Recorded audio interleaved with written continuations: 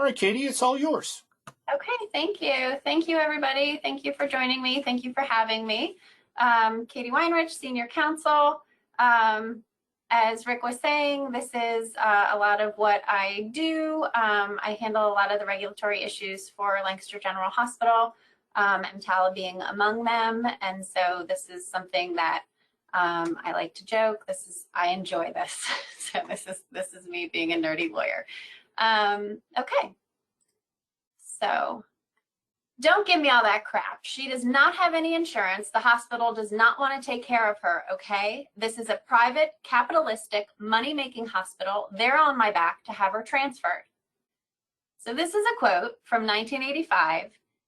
If any of you are old enough to remember 60 Minutes, it was on the show 60 Minutes as a recording of a referring physician in an emergency department. It's an actual recording. And this takes us to the history of EMTALA. EMTALA was passed in 1966 by Ronald Reagan among growing reports of hospitals that were refusing to provide emergency care to patients. And they were refusing to properly transfer patients who were unstable based upon their inability to pay. Sorry, I'm trying to move the little, there we go. So this is patient dumping.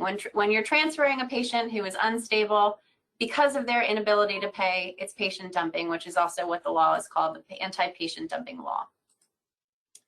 The case law has now expanded EMTALA beyond an inability to pay to include the requirement of treating patients regardless of their diagnosis, regardless of their financial status, their race, ethnicity, or their disability.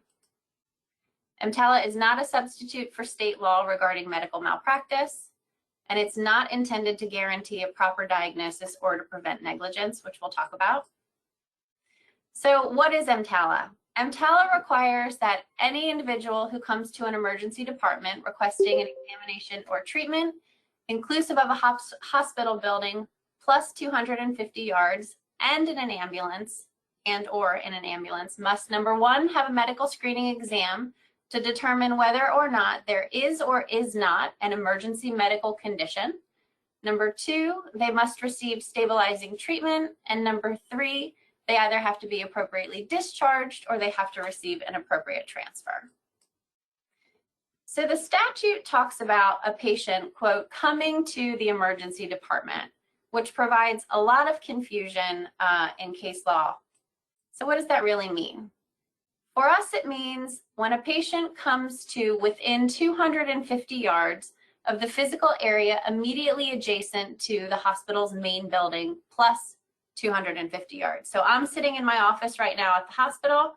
From the edge of my window out 250 yards, if there was a patient out there, they would be covered by EMTALA. So this was a change from the original 1986 statute. In 2003. A young man by the name of Christopher Searcy. He was 15 and he was shot by gang members in Chicago, and he was taken to a hospital. And because of the location in Chicago was a very rough part of Chicago, the hospital had a policy that ED staff was not allowed to exit the building. And so this young man actually died within view of the hospital staff, which resulted in this amendment and this change to EMTALA, not to allow staff to go out and get the patient, because that was just a hospital policy, which was changed. But to say if someone is within 250 yards, which is 2 plus a little bit football fields, then you have to treat that patient as though EMTALA is applicable. EMTALA is also applicable for a patient in an ambulance owned and operated by the hospital. And I really am trying to touch on stuff that I think is more pertinent to you guys, although of course all of this is. And I'm certainly going to take questions at the end, so don't think that I'm not. So EMTALA is also applicable for a patient in an ambulance owned and operated by the hospital when that patient is in the ambulance for the purpose of examination and treatment of a medical condition at a dedicated ED. So even if it's not on hospital grounds, but the ambulance is owned and operated by a hospital, wherever that ambulance is, EMTALA is applicable. It's also applicable when a patient is not in an ambulance owned by a hospital, but that ambulance is on hospital property for the purpose of examination and treatment of that patient at the ED. And we're going to talk about this in greater detail, but EMTALA is also most likely implicated when a patient is on their way in an ambulance, even if that ambulance is not owned or operated by a hospital. So I'm going to break these owned, operated versus not owned, operated pieces down a little bit. So when an ambulance is owned and operated by a hospital, it's very clear cut. The ambulance is essentially hospital property. EMTALA is applicable when that patient is headed to the ED in that hospital's ambulance. So the hospital has to screen, stabilize, properly transfer that patient. The hospital can only divert that patient if it's pursuant to a community-wide EMS protocol, not something specific to that hospital. If an ambulance is not owned or operated by the hospital, EMTALA is not triggered unless the ambulance is inbound, which we'll talk about, or actually has arrived on hospital property. So EMTALA is not triggered, and we'll talk about case law related to this, just from merely speaking to hospital personnel. The hospital could still direct an ambulance elsewhere for best patient care, but once the ambulance is inbound, they can only divert if that hospital is already on a divert status. So the guidance around EMTALA that's put out by CMS really talks about how much potential confusion there is for when an ambulance is or is not inbound. And the general recommendation toward hospitals is that they don't refuse ambulances unless there is a diversion status that's already in place. At any rate, if an ambulance ignores any request to divert and arrives on hospital property, EMTALA is triggered. If an ambulance is on hospital property, the patient has arrived on hospital property, EMTALA is put into place. So the first step in EMTALA, once we know that we've passed the threshold for EMTALA is applicable here, is screening for that emergency medical condition. So that requires a medical screening exam. And a medical screening exam has to be provided to any individual who's arriving to the emergency department by qualified medical personnel. That's defined by the hospital, and is a medical screening exam that's done within the capability of the hospital's emergency department. Now, by statute, that medical screening exam can include and should include any ancillary services that are routinely available to that emergency department. So that includes those physicians and specialties that are on call, and those services that are available even if they're only available outside of the ED. So for example, a patient may require some sort of imaging, which isn't necessarily in the ED. If the hospital provides it, that may still be required for the medical screening exam. Whatever is needed to determine whether or not an emergency medical condition exists. So EMTALA also requires that if a hospital provides a service, a hospital needs to be able to provide a medical screening exam specific to that service. Here at Lancaster General, we have a stroke program, which requires that we would be able to provide a medical screening exam specific to the emergency medical condition of a stroke. A country hospital with one doctor and no stroke program and very few clinicians around that area would not be required to perform an MSC as specific to stroke as we would. It's going to vary based on the patient's symptoms. However, the statute is very clear and case law is very clear around EMTALA that even if the medical screening exam may differ from patient to patient, you have to provide the same medical screening exam from the hospital that hospital would perform on any individual coming to the ED with the same signs and symptoms. So the important thing to remember here is that this patient may have a stroke and this patient may have abdominal pain, which of course won't require the same medical screening exam.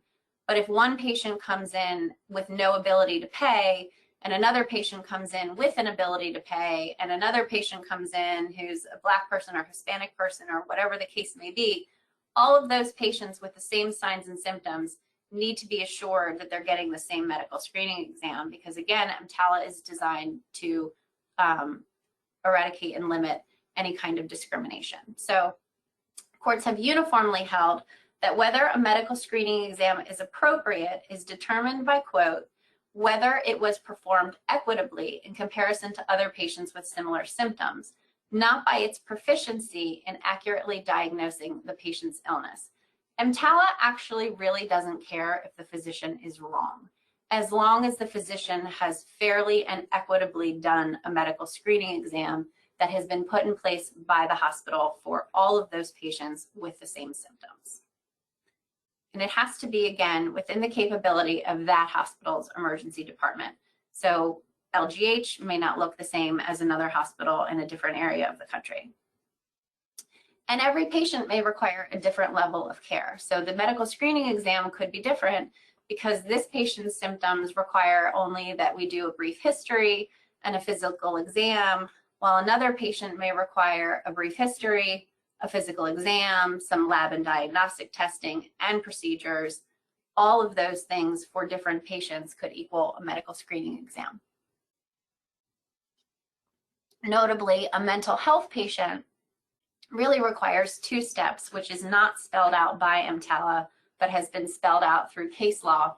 And when I say that, what I really mean is that the EMTALA statute being from 1986, with essentially one amendment in 2003, it's a really old statute. And so many things have happened through technology and electronic health records and just different changes in our society. There's no call out in EMTALA for mental health patients, but through the litigation of EMTALA, case law has shown us that mental health patients, for example, this is just one case law change, really require a 2-step review. They require a medical exam to rule out any kind of organic cause, and they require a psychiatric review based upon their mental health needs. So what a hospital really needs for a medical screening exam is a policy or a process to equitably provide patients with similar symptoms that same MSE. So I'm really harping on this because it's really important, because EMTALA doesn't tell us this is what a medical screening exam looks like. It leaves it to the hospital to determine what is within the hospital's capability and the hospital's purview and their areas of expertise to tell us what is an appropriate medical screening exam. So the courts have said you just need a screening procedure, some screening procedure, and you need to administer it even-handedly. And again, that the act is intended not to ensure each emergency room patient has a correct diagnosis, but rather to ensure that each is accorded the same level of treatment regularly provided to any patient in this similar medical circumstance. So I'm pulling some quotes from case law. Again, EMTALA is different than a medical malpractice standard. So you could still sue someone for negligence, a negligent emergency room treatment, the negligent visit, a negligent provider, hospital, etc., which is going to be different than a cause of action under EMTALA. So we do these medical screening exams. What are we looking for? So the providers during the medical screening exam are looking for the presence of or the absence of an emergency medical condition. So the real definition of this under EMTALA is acute symptoms of sufficient severity, which include severe pain, such that the absence of immediately providing medical attention could reasonably be expected to result in placing the health of the patient or of their unborn child in serious jeopardy, or serious impairment of their bodily functions, or serious dysfunction of any organ or body part, like these organs. So once we have done a medical screening exam and we have determined that there is not an emergency medical condition, that patient could be treated, discharged, or not treated, just discharged. If the screening exam determines that there is an emergency medical condition, then it's the hospital's requirement to stabilize that patient. So what does that look like?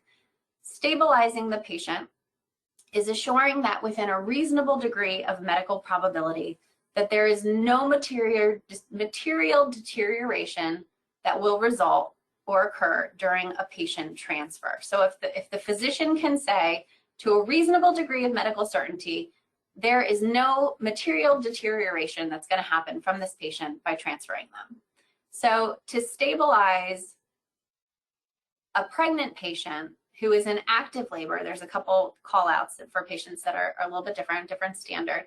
A pregnant woman in active labor, to stabilize is to deliver the baby and to deliver the placenta.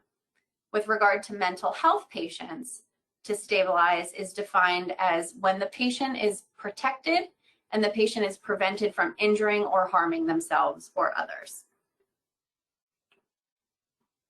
So once the patient is stabilized, then they can then be properly transferred. So we're on to our appropriate transfer if we've, again, stabilized the patient. But what if we can't stabilize the patient? What if there's no way to get this patient into a reasonable degree of medical certainty that transferring them is not going to cause them, you know, some degree of harm? What if we're not sure we can't do anything more? So if we're unable to stabilize, the providers have two options. They can inform the patient of the hospital's EMTALA obligations. Now, again, the purpose of EMTALA is to ensure that there's no discrimination based on race, based on ability to pay, a couple of those other factors that we discussed, ensuring that the patient understands, listen, I am not allowed to discriminate against you, but I'm trying to transfer you for the following reasons. You know, do you want to go? And if the patient requests to be transferred, then you can appropriately transfer with appropriate documentation. Or the provider can say, for example, a patient may not be able to consent to this based on their condition. The provider can certify that the medical benefits at another hospital outweigh the risks of transfer. This could be a burn patient, and Lancaster General doesn't have a burn unit, and this patient is very unstable, but the only way for me to give you any hope is to send you to a burn unit. And so this physician is going to certify that the medical benefits of transferring you at this time outweigh the risks of transferring you at this time. So once we've met one of those pieces, either the patient has requested it, consented, or the provider has certified medical benefits outweigh the risks, we can transfer with the following four pieces.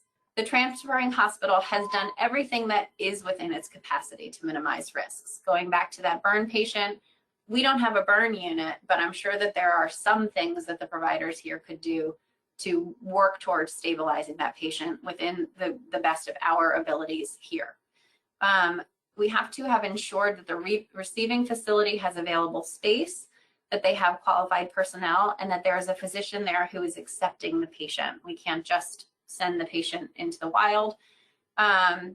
The transferring hospital is required to send all medical records in this day and age. There's electronic medical records, so that probably looks a little bit different. You guys would know, frankly, better than me what transferring documentation actually looks like at the end of the day.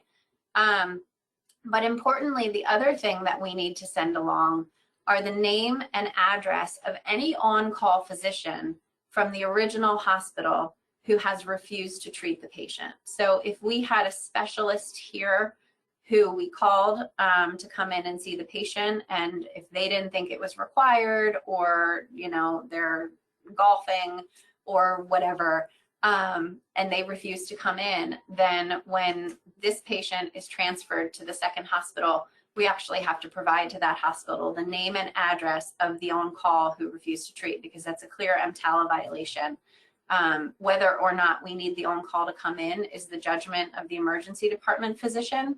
So that person really cannot say, no, I'm not coming. And so the receiving hospital then would have to report that person as an EMTALA violation. And then the transfer needs to be effected through qualified personnel and qualified transportation equipment, which of course is where you all come in and the work that you do. So we've talked about these pieces of the hospital's obligation in terms of when EMTALA is applicable and what the hospital needs to do. But this is also a statute that applies very squarely to not just the hospital, but also the physician. So the physician's separate duties are also carrying out with a new patient the screening regarding regardless of diagnosis, financial status, race, ethnicity, or disability. They, of course, have to stabilize, treat, and appropriately transfer. And then on the other end, the ED physician who is receiving the transferring patient also has to screen, stabilize, and treat. But that receiving physician is responsible for considering any potential EMTALA violations as the reporting requirements fall to that receiving facility. So I go back to my burn patient example. If the transferring hospital had done something inappropriate, I don't know, maybe it's not a burn victim. Maybe it is something that falls squarely inside of something that Lancaster General does. I talked about the stroke program. If our stroke neurologist refused to come in for some reason, and then we go to transfer the patient, that receiving hospital, again, would be responsible for noting if they had the information available to them that there had been an EMTALA violation on our end, and they have to report it. And you can actually get in trouble for your own EMTALA violation for not reporting what another hospital has failed to do or what another physician has failed to do. So that's something that we're sort of constantly discussing and talking about when these situations come up. And of course, just from a professionalism standpoint, we would always reach out and tell the other hospital, do you want to self-report this? Because we would rather not tell on you, but that's the position you're putting us in. So what are the penalties for violating EMTALA? So both the Centers for Medicare and Medicaid and the Office of Inspector General, which is the enforcement arm of HHS, have administrative enforcement powers with regard to EMTALA violations. There is a 2-year statute of limitations for civil enforcement of any violation, which means that there could have been an EMTALA violation in October of 2019. And we're still not quite out of the woods in almost October of 2021. We would still have a month. Penalties could include termination of the hospital or the physician's Medicare provider agreement. This would be devastating to a lot of people. So anytime there's any kind of issue, there's an awful lot of swirl around how to quickly fix it. Hospital fines. Hospitals can be fined up to almost $105,000 per violation. And I think that number is actually probably a little bit low. And a physician can personally be fined up to $50,000 per violation. And again, that would be an example would be an on-call, like we talked about before. So I talked a little bit about how EMTALA can be a separate cause of action. And what that means is if someone was refused care improperly under EMTALA and the family also sued the provider for negligence, the family could take the hospital, the provider to court, sue for negligence that you mistreated, malpractice with my family member, and also you violated EMTALA. So a hospital and or a physician could be paying a fine to CMS, and they could be having to do a separate settlement with the family or pay a separate jury verdict to a family based on an EMTALA violation. So there's 2 ways that EMTALAs can sort of burn you. The third thing that can happen for violating EMTALA is that the receiving facility, if they believe that they have been caused financial losses based upon another physician or hospital's actions, they have received patient dumping, a dumped patient, they can actually sue the hospital or the physician for damages. So if they inappropriately received a patient with no insurance, that patient was there, you know, a couple $100,000 later, that hospital could sue the EMTALA violator. So this chart is a little bit old. This is only through 2015, but I like the chart, and I think that the trends still hold true. So on here it shows that a failure to screen EMTALA violation is 75% of the settlements with OIG. So typically these will end with CMS or OIG doing some sort of inspection at the hospital, and then the hospital would try and work with them to meet a monetary settlement. So failure to screen, meaning they didn't appropriately do the medical screening exam, as we discussed. Failure to stabilize is a distant second, where the patient would be transferred without actually being stabilized. So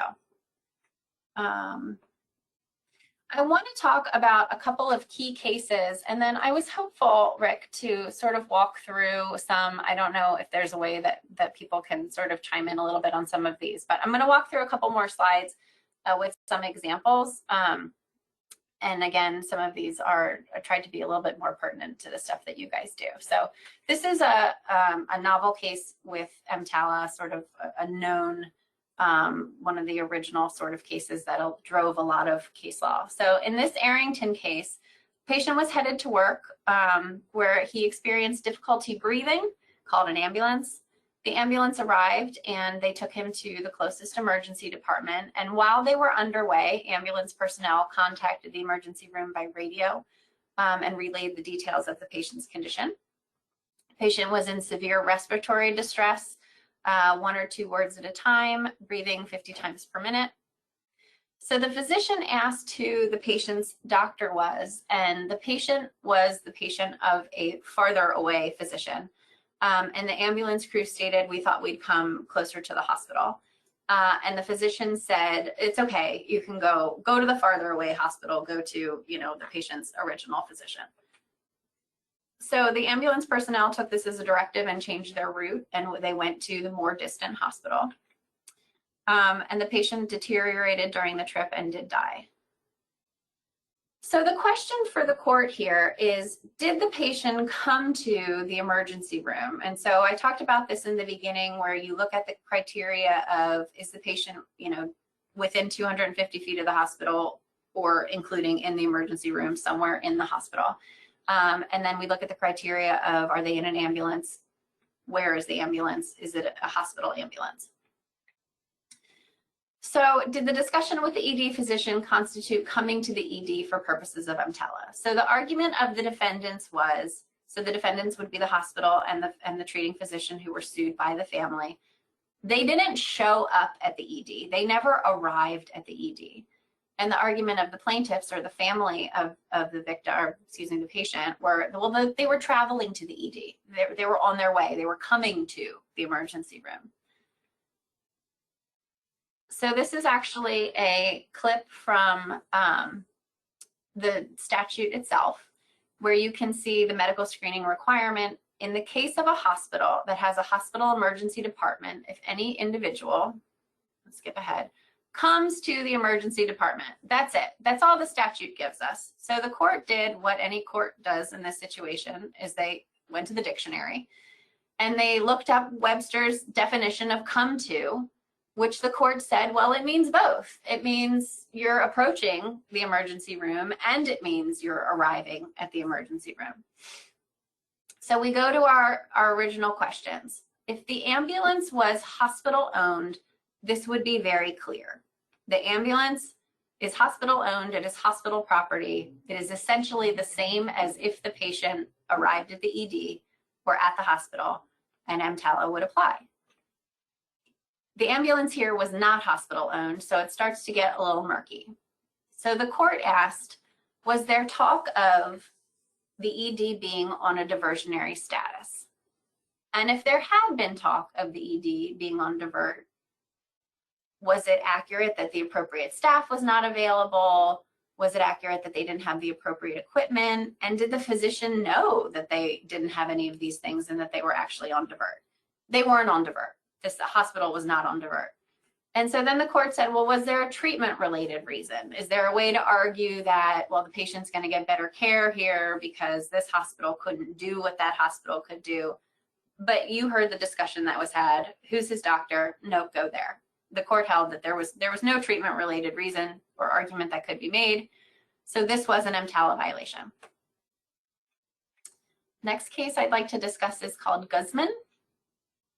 So this one involved a child, and this one talks about whether or not a medical screening exam was properly done. So here the child was taken to triage at the hospital. They arrived in the ED with a fever and vomiting. The nurse noted their complaints, his temperature and his heart rate. He was afebrile. His breath sounds were clear. His abdomen was soft and tender, and they decided that he was distressed and uncomfortable. He was triaged as an emergent level 2.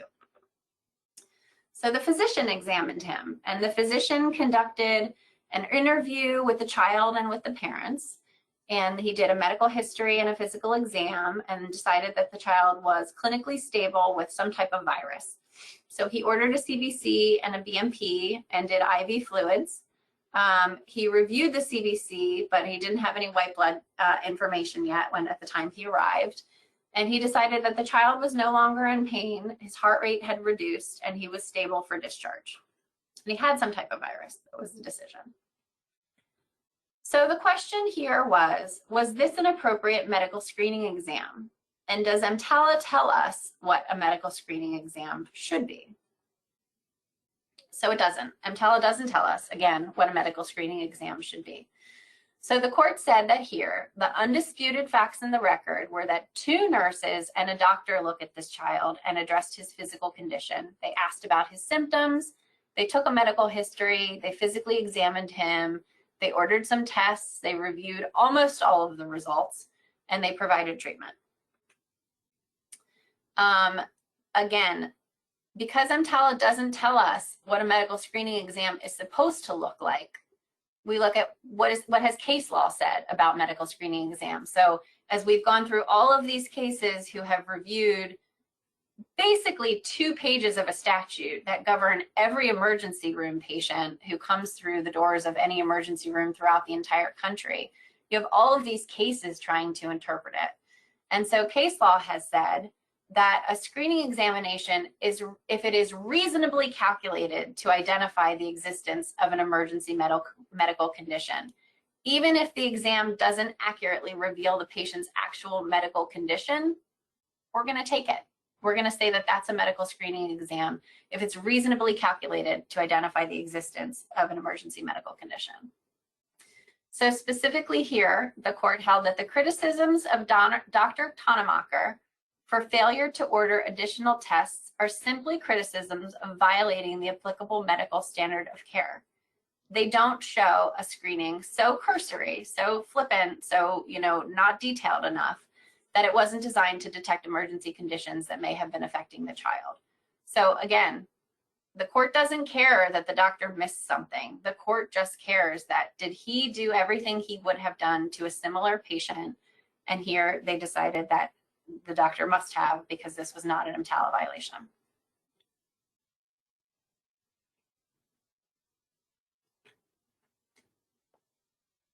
Okay.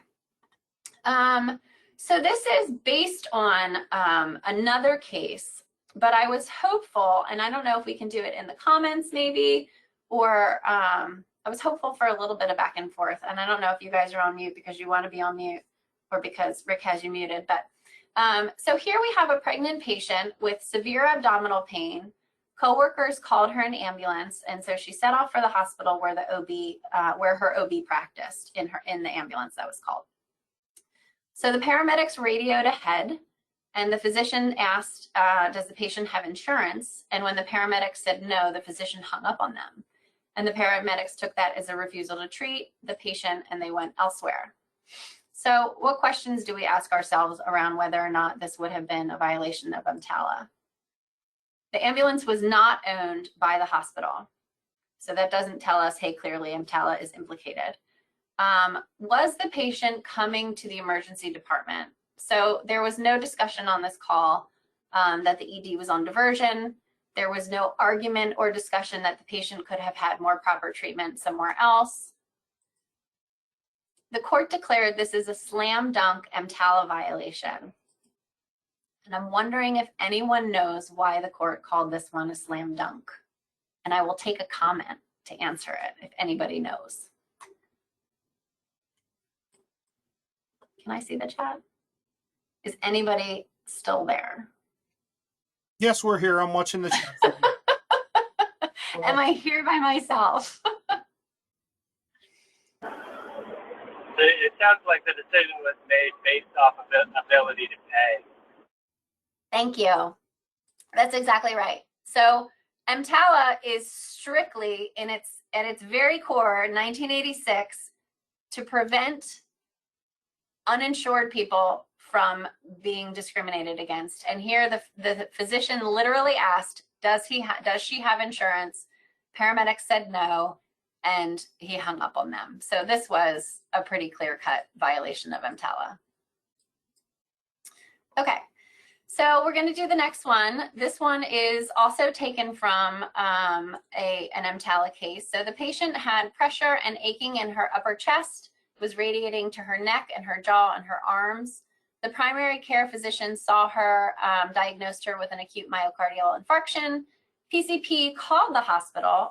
She was with the PCP and he called, and the on-call cardiologist at the hospital refused to receive her. He said, there are no beds in the ICU, send her somewhere else.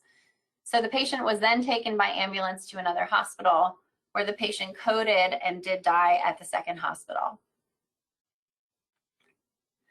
So my question here was, is EMTALA implicated in this scenario? This is a real case. And did the patient come to the first hospital under the definition of EMTALA, the hospital where the physician said, don't come here, we don't have any beds? So the answer here is no. EMTALA was not implicated. And the reason for that is because the patient was with the PCP when the refusal occurred. The patient was not in an ambulance. The patient was not in an emergency department where it could have been considered a transfer. She was with her PCP in the PCP's office. There are no pieces of this that would have implicated EMTALA to get on board. The court said, had she walked into the emergency room or been transported in a hospital ambulance, there would be no question about EMTALA's application. There's some throwback language in this case because all of these cases layer upon each other and refer on other holdings to get to where they're going to go. The Arrington case, which we started with, talks about coming to the ED being very broadly interpreted by HHS, and talking about the addition of hospital property and the fact that once a patient is en route to the hospital, you need the diversionary status in order to be able to divert them. But she was not en route. The patient was not in an ambulance. She was not headed to the hospital. So the court said that this was not an EMTALA violation. Okay, scenario number 3. So here we have a pregnant patient who called 911 from her home. She was taken to the ambulance, taken by ambulance to the ED. She was given a medical screening examination by the physician. She had a vaginal exam and she had an ultrasound. The physician documented that she had no placental abruption, which he later testified and admitted to cannot be ruled out in an ultrasound. So clinically, I have no idea, but he stated you can't tell whether or not there's a placental abruption in an ultrasound, and he testified to that. And he also testified that even if you could tell, he didn't really know how to read an ultrasound. He was an ED physician. He would have wanted to rely on someone else. He said that at the time, there was no radiologist who was available to read these ultrasound images. So he just sort of like decided that there was no placental abruption here. Meanwhile, the radiology images, the ultrasound images, were actually sent to like a teleradiology offsite. And the RN spoke to the teleradiology, the radiologist. The ED physician actually did not. So the physician ended up calling a second hospital and requesting transfer for this patient. It was a larger hospital, better facilities, more specialized staff for what looked like it could be a difficult birth. So the physician indicated at that time that the patient was stable, and the second hospital agreed to accept transfer of her. Sorry, I have a typo here. Prior to and during ambulance transfer, and the hospital nurse that was caring for her in the ED went along for transfer, the patient was experiencing too rapid of contractions. She was experiencing profuse vaginal bleeding, and she was in very severe pain. So the question on this case came down to, when she got to the second hospital, she required an immediate C-section. She had a stillborn baby, and there was no dispute factually that the baby could have been delivered at the first hospital via C-section, would not have had complication, that the first hospital absolutely had the ability to deliver the baby via C-section, but they did not. So the question in this case was this patient in active labor, and was this pregnant patient stabilized? So the doctor is calling the second hospital and saying, hey, can we transfer her to you? She's stable. And I'm wondering if anyone knows whether or knows or has any thoughts around, was this patient in active labor, and was this patient properly stabilized? And I'm going to let you enter it in the comments or chime in.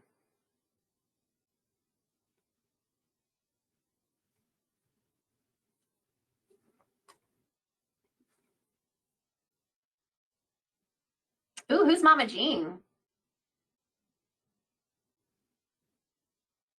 She sounds great.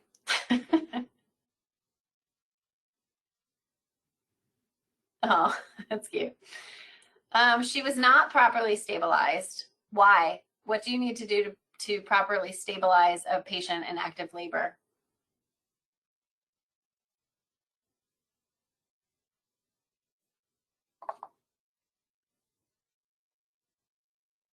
Bueller? Okay, I'll tell you. The only way to properly stabilize a patient in active labor is to deliver the baby and deliver the placenta. So here, the physician across the board really screwed up here, but EMTALA is pretty clear that a pregnant woman in active labor essentially can't be transferred. So this one was a clear EMTALA violation. So 35 plus years later, EMTALA is still going strong. There's a variety of reasons why violations of the law continue. There are probably hundreds and hundreds of violations reported every year. 200 of them on average are investigated by OIG, and those are usually, there's been a lot of articles around how, you know, some violations that are pretty bad could still not be ones that they widely publicize, because they try to widely publicize those that are something that everyone can learn from. So a variety of reasons. Certainly there's pressure on hospitals to improve finances. This is an unfunded mandate. So for 35 years, the government has said you must do this, but there's no money put forth to help pay for uninsured patients. So the hospitals are essentially eating the cost of any of these patients that they have to take. Poor training around EMTALA. Thank you for having me today. Everybody needs to know more about EMTALA. I certainly present it a fair amount.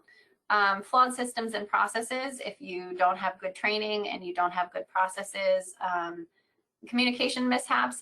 I personally, well, I'll finish my list here. Growing challenges in getting specialty physicians to be on call in the ED. That's, I mean, there's a lot of that, right? The more specialized we become, the less docs we have in that area, the harder it is to staff any kind of call. So hospitals have gotten to a space where maybe you have these services available, you know, Monday through Friday, but do you have them on the weekends? And what does that mean for EMTALA? So that can really be challenging to have consistent policies and procedures around. Certainly a lack of resources for serving mentally ill patients. You get into EMTALA issues when we hold patients in the ED. That just can be something that's very touchy and that we have to be really aware of. I think that the nuances of EMTALA, it seems pretty cut and dry, but once you start digging into things, I think it can be very confusing for people, especially when you're trying to work in an environment that has such rapid turnover and decisions are being made so quickly. What can I answer? How can I help?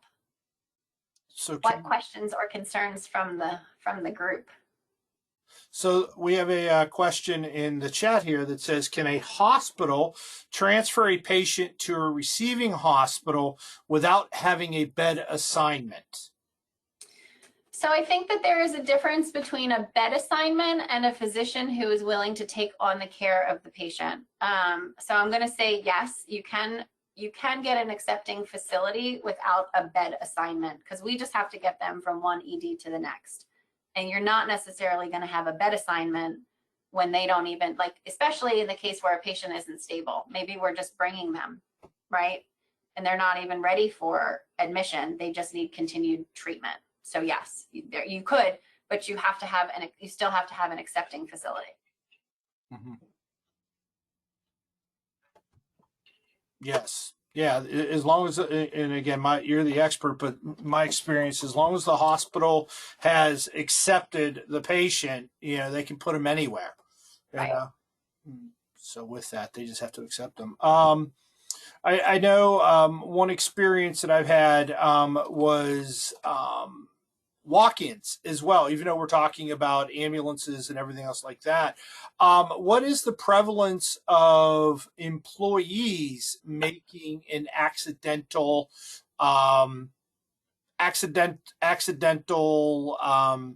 issue? We had an issue one time at the hospital I worked at that used to have an OB ward. Someone walked into the main entrance of the hospital, walked in labor, not into the ER, and one of the housekeepers says, "Oh, we don't do OB anymore. We moved that down to the hospital down the street." The individuals then turned around, walked out of the hospital, and then proceeded to go to another hospital across the city. And they found out about this, and the initial facility was found to have had a EMTALA violation. Yeah. And it's actually, this was one that we ended up receiving the patient. So this violation I'm about to talk about wasn't ours, but we had to report it. We had a patient who basically the same thing happened to her. She actually got herself at a different facility to the delivery floor, and they were like, "Oh, well, you shouldn't be here."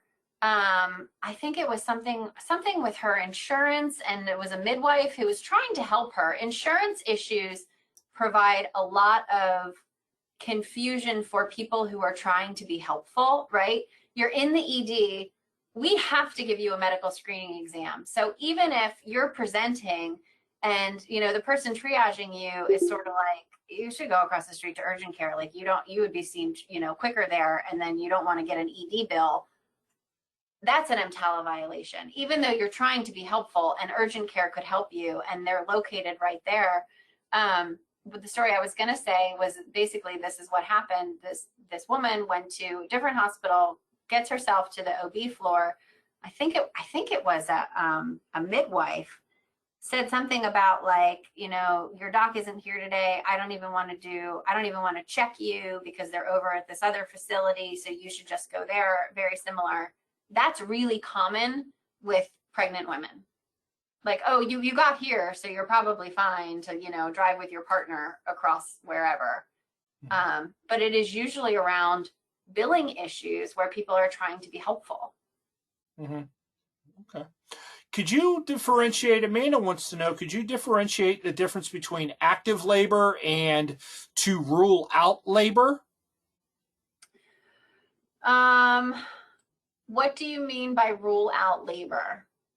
Amanda, can you expand on that? You can unmute if you'd like, if you have audio.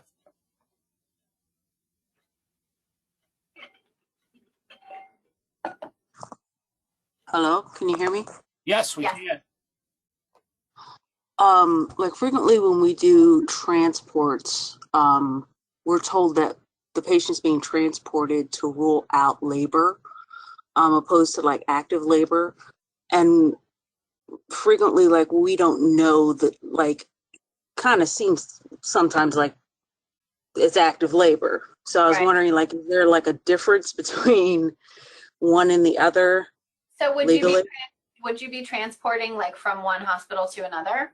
Yes, one hospital to another, like a specialized, like, for instance, from LGH to women and babies. Like, is there like so the good news is between LGH and women and babies, we're all the same license. So it's basically you're taking them from one floor to another. Okay, thank you. It is different. It is not the same as like LGH to WellSpan, even though it's a different building. It's really essentially you're taking them to a different floor. Okay. So you're not going. So basically, you're not going to call an EMTALA violation on yourself. Well, exactly. There is no EMTALA violation there because you're the same. Mm-hmm. We're one building that is located, 3 miles apart. I'm not good at that. Okay, so Jerry has a question. So if a patient is within 250 feet of a hospital, calls 911, you arrive on scene, and the patient adamantly refuses to go to that hospital, but wants to go to a much further hospital, is there an EMTALA violation on that original hospital? You just have to document the heck out of it. We're not going to drag them in. I might drag them in if we don't think that they have capacity. Mm-hmm. So if it's a capacity issue, then, and I know you're making a, an on the scene call there. I would want them to go to the hospital that they're located outside of, but I think as long as you're really documenting what it is that's happening, then the patient is consenting to going somewhere else. Okay. There have been recommendations that medical command at the original hospital must be contacted and talk with the patient offering care. Is that question just around contacting medical command? That was just a follow-up on the original question about the 250 feet. Oh, I'm sorry. I didn't realize that was a follow-up. Oh, okay. Has been the medical offering care. I'm good with that. I think that sounds great. Okay. I have a question. What is your incidence of individuals who sign out AMA for whatever reason? They didn't get the treatment that they thought they should get, walk out, and then proceed to, like in the old days, they would hop, skip, and a jump down to the next ER. Because again, nowadays with HIPAA, we can't call the hospital down the street and say, hey, Jonesy's coming down for his day. In the old days, we used to have a card catalog on who the seekers were. How does that translate to a legal aspect, and how much added work does that add to you and your staff when it comes to when you have individuals that, go shopping for healthcare? If somebody signs out AMA, then they can play the system. They go to WellSpan or Lidditz or something and say, oh yeah, no, they didn't even see me. I sat in the ER for 3 hours and nobody touched me. Meanwhile, there was a full workup in AMA because they didn't get the Dilaudid or something. That's a really great question. And I'll be honest with you, I don't know this for sure, but my thought is with Care Everywhere, would you be able to see that in their record? Like if you're going from here to WellSpan and we share records, I think you would see that. Okay. That's my thought. All right.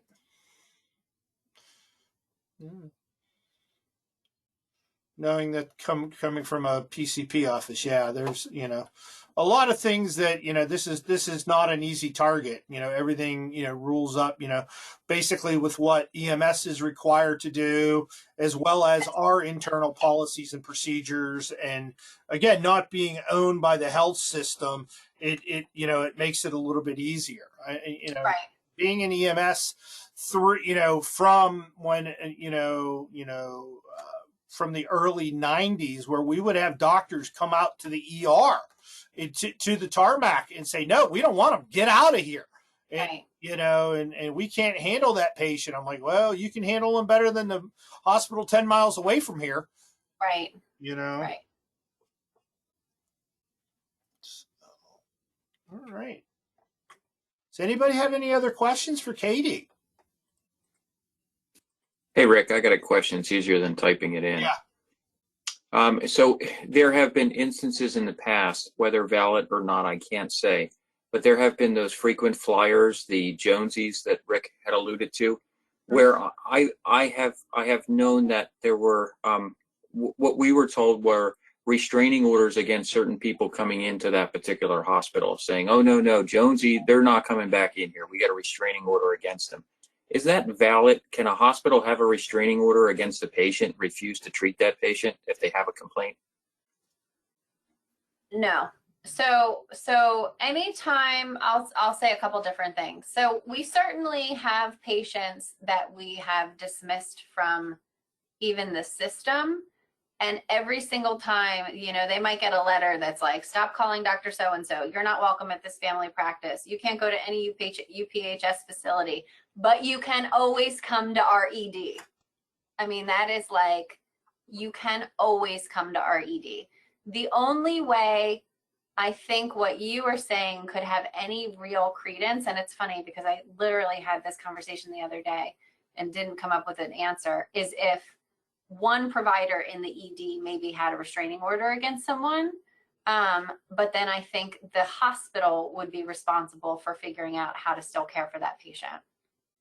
We cannot restrict anyone from coming to our ED.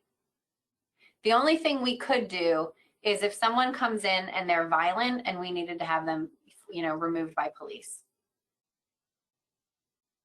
But even that, I think we would be really hard pressed to put something into place to sort of like ban them consistently. It would be more like you have to. Okay, thank you.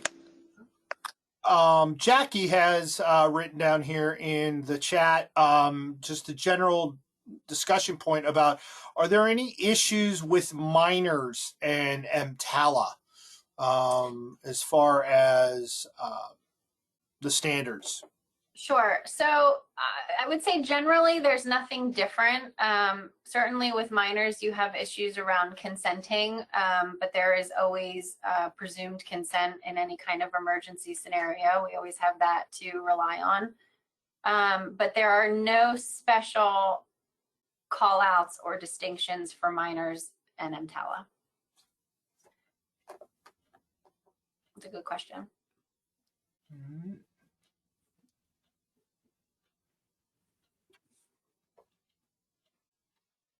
All right.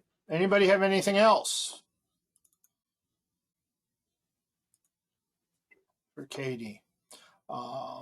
As we start winding down here, Katie, do you have anything off topic that you would like to add or anything? I don't think so. I'm so grateful for you guys. Thank you for all that you do. Thanks for including me. If you think of something else that I can be helpful with, I would love to put something together for you. Okay, well, that's great. For anybody that's left that has not put their certification number and name into the chat box, please do so we can get you guys your Con Ed. Really appreciate it. Katie, thank you again for doing this for us this year. It's been one of those things, you know, past 18 months, we moved from doing everything in-house to doing everything Zoom or GoToMeeting. So Right. we really appreciate you taking the time to do this for us this evening. You're very welcome. Thanks for having me. Take care, everybody. All right, everybody. Have a good night.